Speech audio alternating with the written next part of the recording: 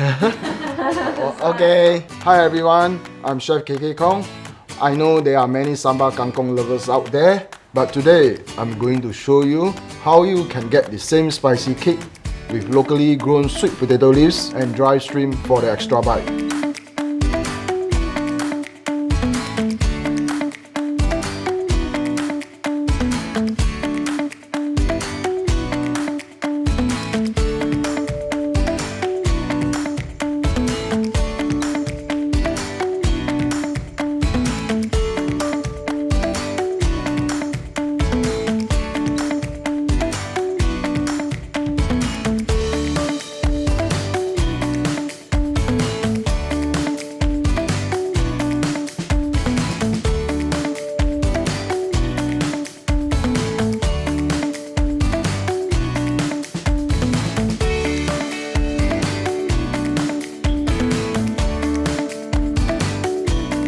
Here you go, sweet potato leaves with dry shrimps. Using local produce in my dishes is not just because they are fresher, but also because it is good for the environment.